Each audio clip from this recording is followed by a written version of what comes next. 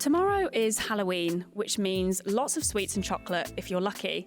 But with all those treats comes even more wrappers and therefore even more waste. I'm sure we've all noticed in recent years that an increasing amount of packaging is now advertised as sustainable in some way. But is it really? A couple of weeks ago, polymer scientist and sustainability expert Mike Shaver joined us at the RI to give a talk about his work in sustainable material development. I managed to nab him for a chat a couple of hours before his talk to find out how to make my Halloween as sustainable as possible. Mike, thank you so much for joining me today. Your team up in Manchester look at sustainable material design, particularly concerning plastics. Obviously, plastic pollution is a mammoth problem to tackle, but in order to create a better alternative, we need to fully understand their role in our society. In places like supermarkets and shops on the high street, why were plastics introduced in the first place? I think that's a really important question. I think the first thing to think about is what the alternatives were, right? And so you used to go to a shop and you used to buy something which might not have any packaging at all. So we think about some of the items we would have bought from a grocery shop. But actually, the real benefit of introducing plastics in packaging were really twofold. So the first is that they could increase the shelf life of materials, and that would prevent food from spoiling. And actually, the carbon footprint of food is actually higher than the package itself in many instances, in most instances, really. And so we were able to both prevent food from spoiling and get a really secure and more efficient supply chain for that food while keeping our carbon footprint low. And the second thing is actually spoilage. The consequence of that food going off is that food is a lot safer than it used to be. So, we have fewer people who are going to get sick from food. We now see that food recalls are very rare. And that's because the plastic can offer a lot of protection for those materials.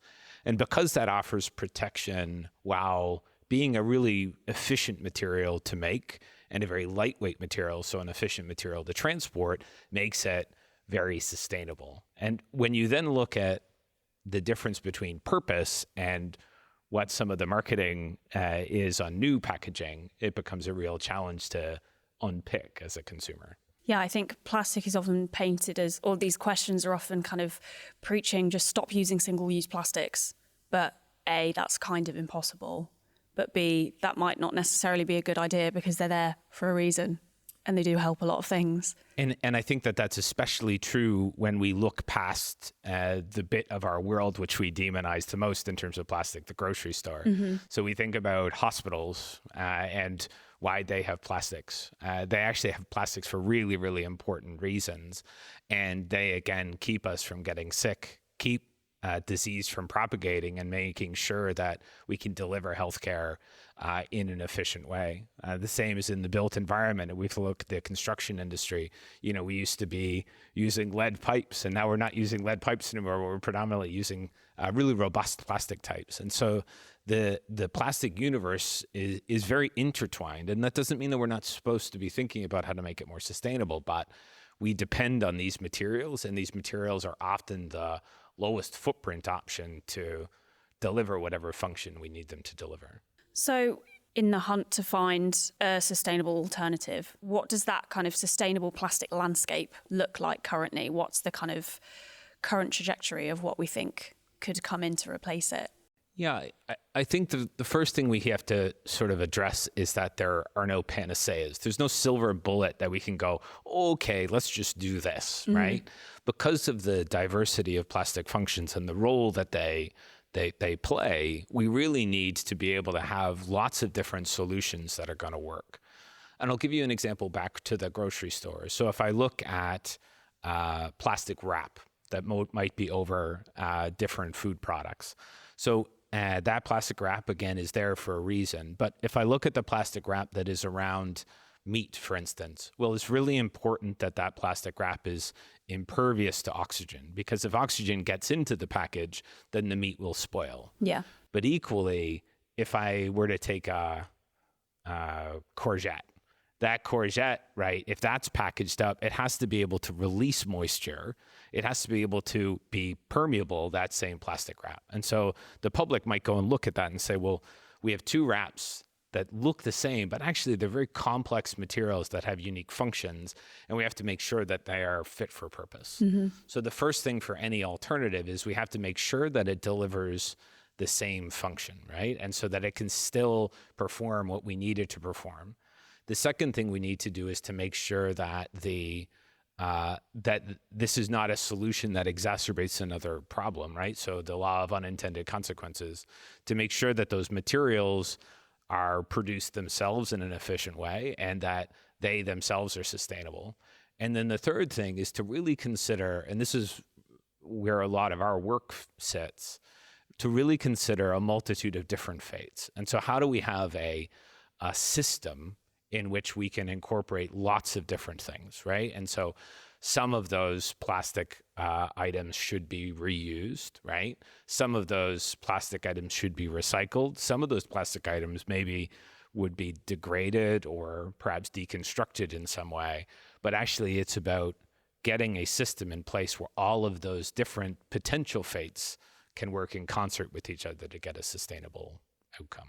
So rather than one kind of sustainable plastic, it's more of a new sustainable system. And that systems approach is really important across lots of different aspects of sustainability, from our food system to our packaging system to our transportation system, that all of these options really don't work unless there is a system to enable whatever it is we imagine is going to happen to them. So going back to the Halloween sweets that I mentioned before, we're starting to see more products with packaging that's either recyclable or made from recycled materials or biodegradable, which I'm sure, it certainly does for me, influences your shopping habits and what you decide to buy.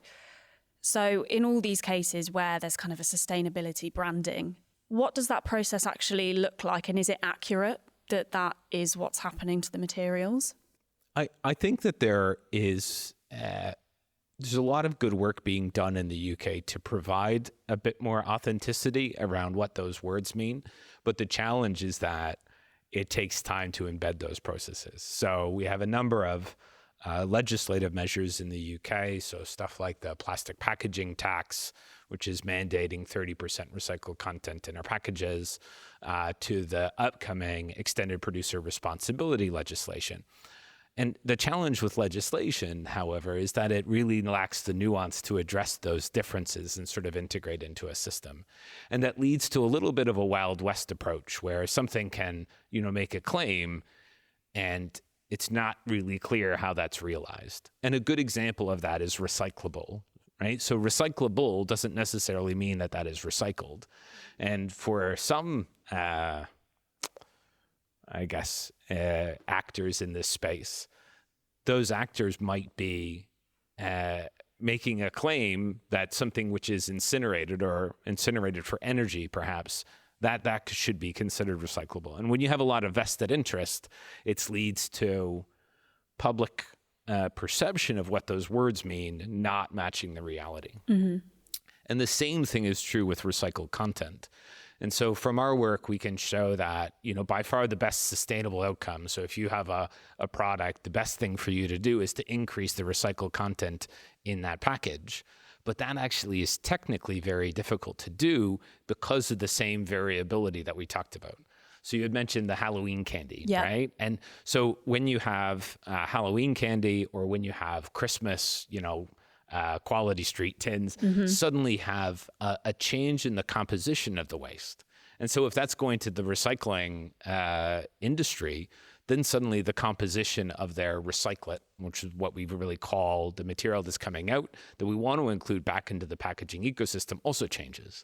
So we have seasonal changes, we have changes based on geography, we have changes based on media stories, which perhaps are giving the wrong messaging. And that creates this really complicated ecosystem because the companies that are trying to include recycled content, they might have a variable quality, right? And then they don't know that they can include this material with confidence. That leads to a lowering of trust, both with the public because they don't believe the words that are said on the package, and a lowering of trust in the industry people, the brand owners who are trying to incorporate that. And really that then comes back to some fundamental science. How do we go and develop the quality control tools that we need to be able to provide that authenticity both to industry that wants to do the right things and public that wants to do the right thing in terms of purchasing.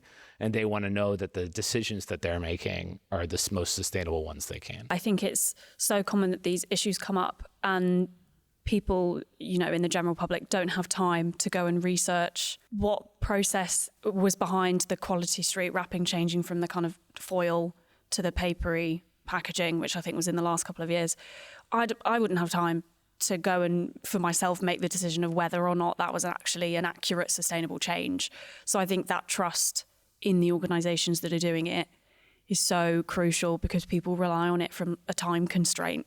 And I think that the UK has been really progressive in pushing for that.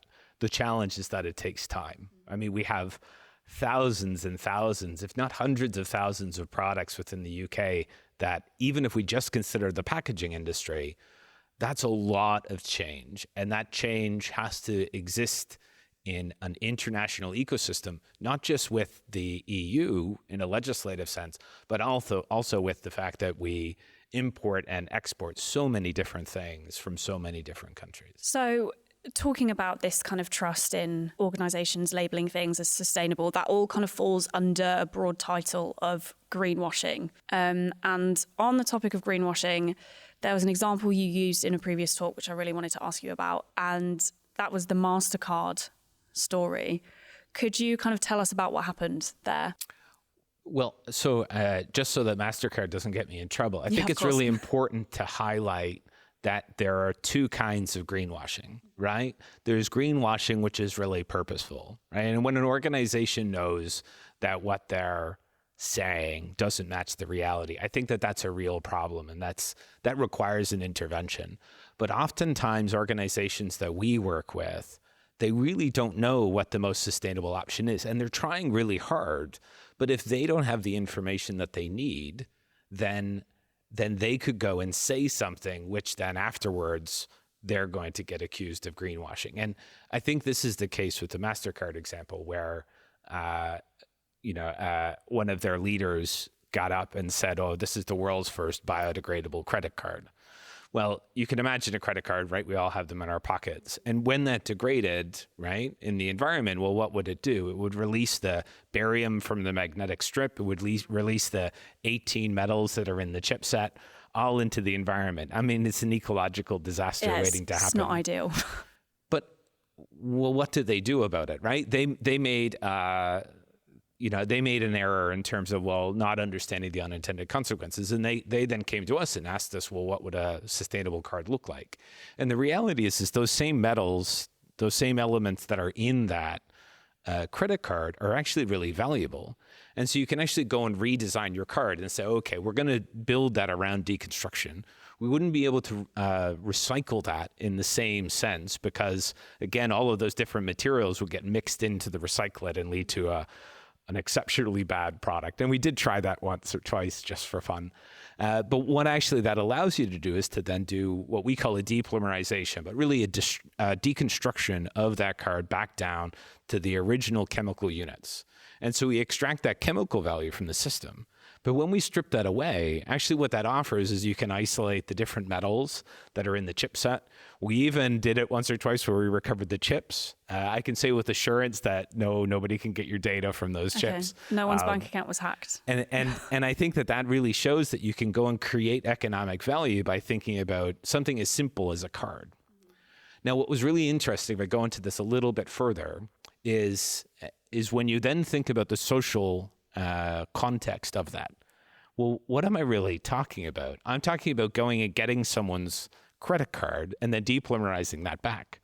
But everybody, and I'm sure you do it as well, not only do when you're done with a credit card, do you cut it up, probably into 6 pieces. You then take 3 of those pieces and put them into one bin in your house, and 3 of those pieces somewhere else because somehow that is going to foil the economic masterminds who are going to go and steal your data. Yeah. And I think that's the challenge, is if we can't recover that material, then we have to be really conscious, right? That we're not greenwashing ourselves in the sustainable solutions that we devise. If we can't get that security of material supply, then we're never going to be able to depolymerize those cards. And so where we're looking at that now is actually a very different space other than MasterCard.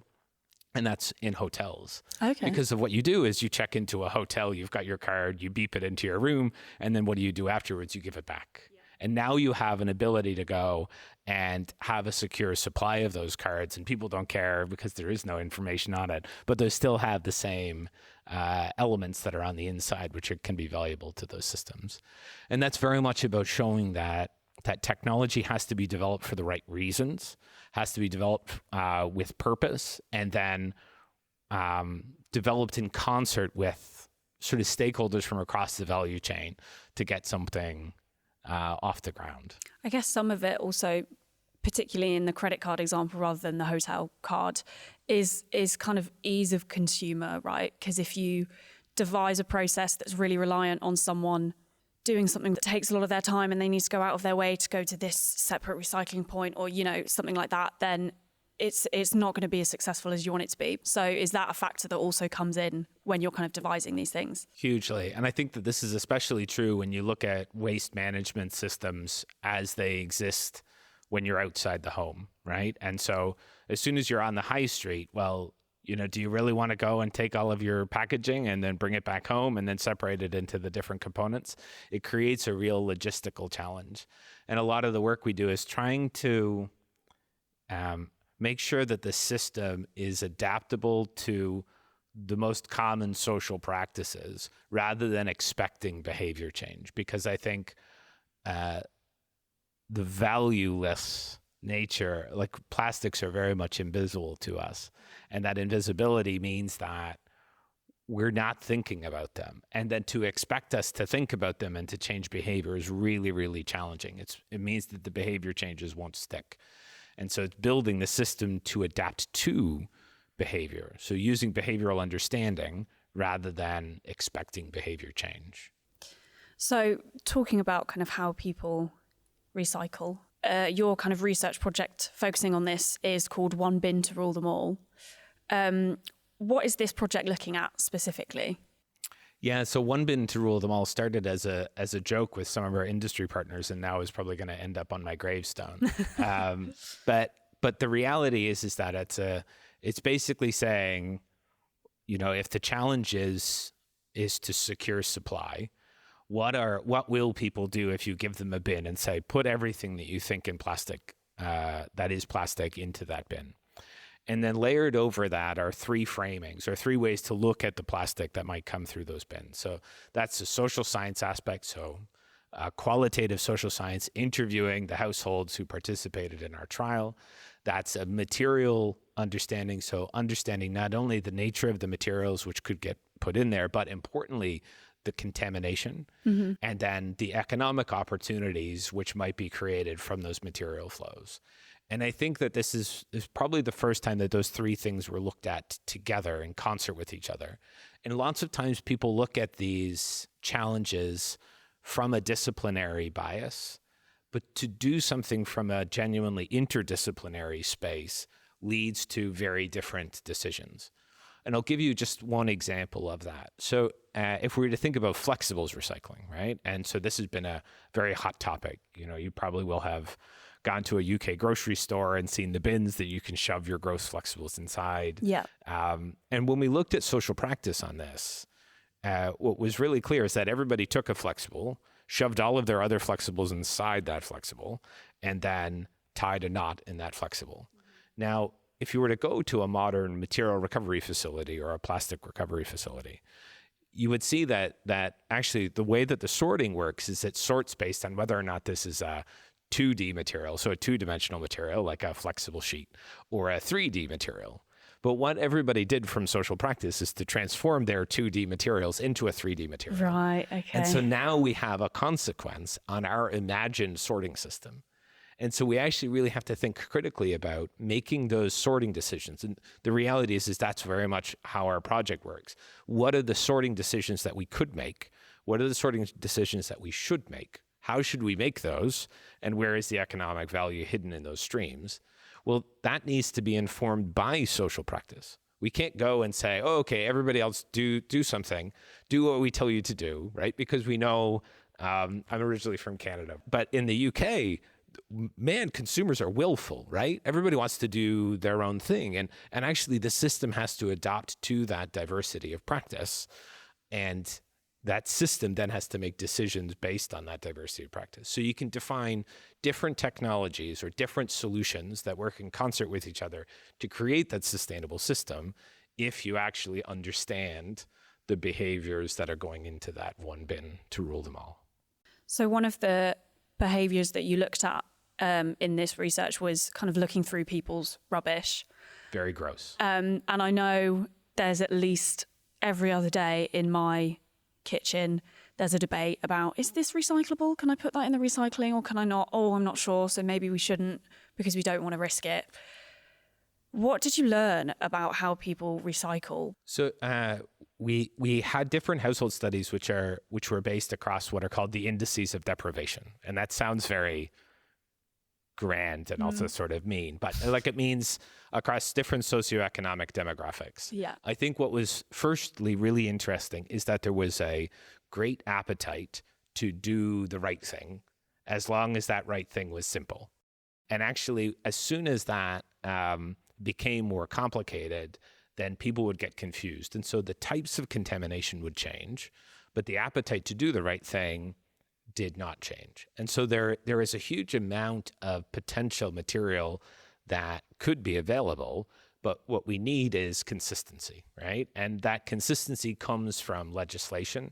And so a lot of our recommendations, I guess, from a policy standpoint, were fed into what became the simpler recycling policy. And that policy is not perfect, but I think with an increased consistency and with an obligation on the people who are putting the packaging on the market to choose packages which are going to be recycled, you can really get to a space where the volume of plastic increases, the quality of plastic that's coming through the waste management system increases, and that's the economic tipping point that really goes and ensures that this happens on a much grander scale. And so the opportunity is there. It's just really with us taking it. What would your forward look goal be for this kind of almighty singular bin scenario? Say kind of 5-10 years down the line, what would be your ideal kind of outcome? Well, gosh. Not to put you on the spot. What I would say, so what we call rigids, right? And so you can think of that like your milk jug or your plastic tray. Rigids, if they are clean and if they are segregated really well, they offer really good value. You can mechanically recycle them. It works very well. In our lab, we've done this hundreds of times. In the real world, you can't do that hundreds of times because there's the laws of physics you're competing against. But in that scenario, rigids are really recyclable. And so focusing mechanical recycling capacity, and so that is very much what the norm is now, I think can really take the bulk of those rigids and make them into valuable products. Those valuable products don't necessarily need to be in the same sector, right? And so it's a bit naive to say that the circular economy, if you've heard that phrase, it's like, oh, we should take a yogurt pot and turn it into a yogurt pot. Yeah. Why do we not see value in taking a yogurt pot and turning it into a car? Sure. Right? If I could give you one of two things, a yogurt pot or a car, you probably would take the car, right? The car holds a lot of value. Yeah, I'd lean towards it. And I think that's the key is really opening up what we consider to be valuable and keeping those materials in its highest value condition. So reusing the things that we can reuse, transitioning those into recycling, potentially putting those in different sectors, and then ensuring that we are underpinning that with really good quality data that allow us to make those sustainable decisions. And so a lot more openness and transparency in terms of everything from the composition of materials to how they flow through our lives is key to allow us to make better decisions, and a system in which really no plastic is released into the environment. What we have to do is to move away from an extraction-focused economy, but we know that we have to keep using plastics. And so keeping them in the system for as long as possible is key. So for those listening who would like to get a car, are there any other kind of, obviously a lot of the change that needs to happen is at a much higher level and a kind of government need to implement certain things. But for people at home in their day-to-day lives, are there any kind of common misconceptions of things you can't, if you think you can recycle them but you can't, or anything you can advise people that they could feel like they're kind of making a bit of a difference? I think that underneath all of this is, if we're going to move away from an extractive world, we have to really buy things that are valuable. And so buying things which you want and which you need, which you can keep in your life for a long period of time, is key, right? And so what we want to avoid is the reactive, oh, okay, I'm going to buy a soft drink in a bottle because I feel thirsty now and I've forgotten my refillable water bottle at home. I'm going to hope for the best, maybe chuck my recyclable bottle into the bin. I've not looked at the package to see whether it has recycled content, but in the UK, we do that very well. And then somehow that gets turned into a sweater that I buy off of some low quality website, and I wear it twice and then it falls apart. And I think that we really have to buy smarter. And that means that we're looking for, so the things that are sustainable now are items which have more recycled content in terms of packaging, items which you're going to keep and use for a long time, right? So something which is repairable or you're going to be able to reuse numerous times, and avoiding those sort of buy and throw away reactive purchases just because they provide you with a little bit of dopamine. So short answer, impulse control will help. Definitely. So I know we keep linking back to Halloween, but I think we've spoken a lot about Halloween candy. And another thing that people might differently associate with Halloween is drinking. I'm going somewhere with this, I promise. Okay. I know your team have looked specifically at sustainability in the beer industry. What does that entail? So it's actually in Manchester, we run what's called the Sustainable Materials Innovation Hub. And one of the first projects we did was to basically unpick, what is the most sustainable way to package up your beer. And Manchester is home to just a plethora of absolutely fantastic brewers. And we host the Didsbury Beer Festival, where you can go and try all kinds of different ones.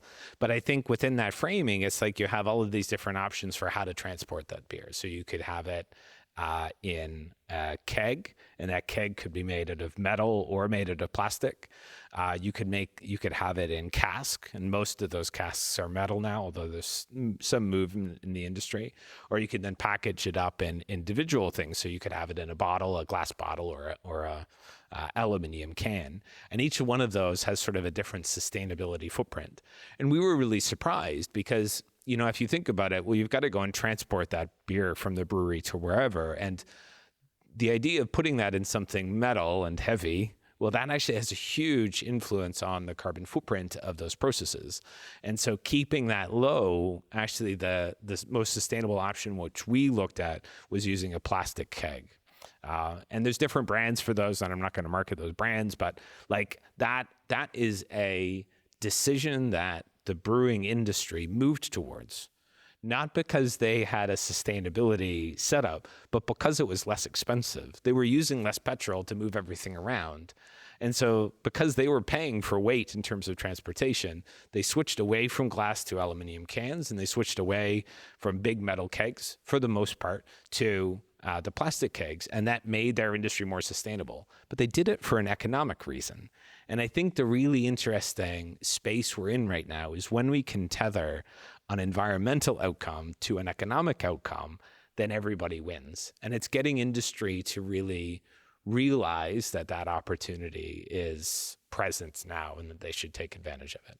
There's kind of a misconception that the more eco-friendly way of doing something is more expensive, but that's certainly doesn't seem the case in that example. And there are many options where it is still really challenging to be eco-friendly, but that doesn't mean that there aren't opportunities. And often getting a business to reframe their thinking, identifying quick wins for them, which have that economic and environmental tether, that's the beginning of a journey for them, because sustainability is never absolute.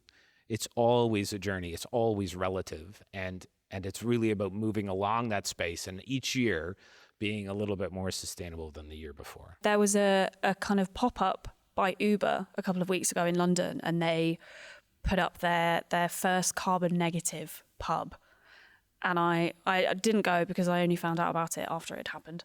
But from what I can understand, they basically got people to kind of pedal on bikes whilst drinking, which then powered the electricity of the pub. And they had other things going on that I think became a carbon deficit. So it was kind of overall carbon negative. Is that something you kind of see being more common going forward? Or do you think it's just a case of the kind of changes that you've mentioned with transportation and things like that just need to be implemented at first rather than making a cycling pub?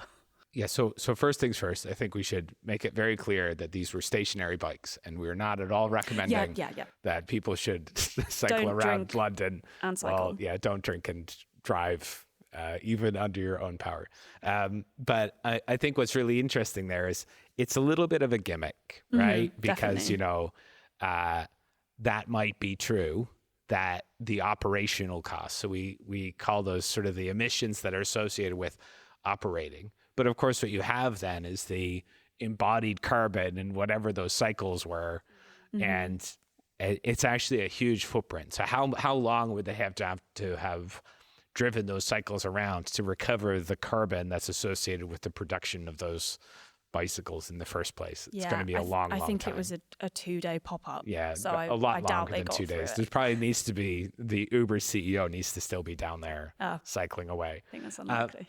But I think what those events do is to bring a community together to start talking about sustainability. And even if that is a little bit gimmicky, if it brings sustainability up in discourse, up in sort of the narrative around how we purchase what we decide to do, that I think is important. And so even with a little bit of greenwashing of that, it still is a really good event because it's framed around sustainability and it gets people to think.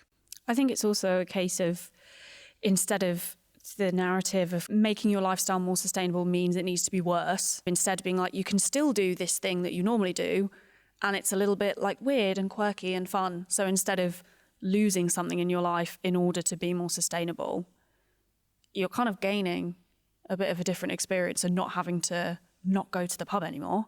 Yeah, no, and I think you're also sort of choosing your, you choose your vice as well, right? And so, the going out to the pub, having a pint, without purpose, I think is when you have the option to go out and do something with purpose, and that could be as simple as I'm connecting with people and I'm building up a social currency.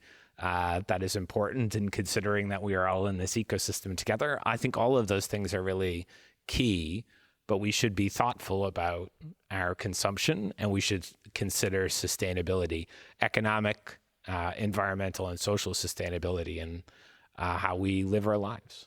I have a final Halloween link back and a final question for you. And this can be with a sustainability viewpoint or not. In preparation for tomorrow, do you have a Halloween costume planned, or do you kind of have one on the back burner that's a good, safe bet?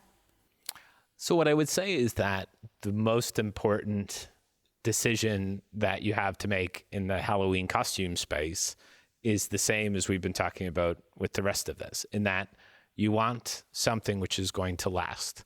So something which is meaningful to you, but that you can reuse. And I find the best thing to do is to go to a thrift shop, figure out something that somebody has already loved and build the costume from there, but build it in such a way that you can reuse it again and again and again.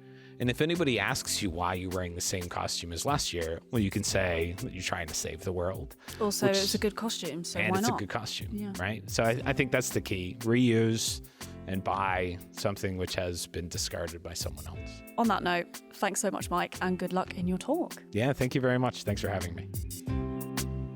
That's all for this month. Thanks for listening.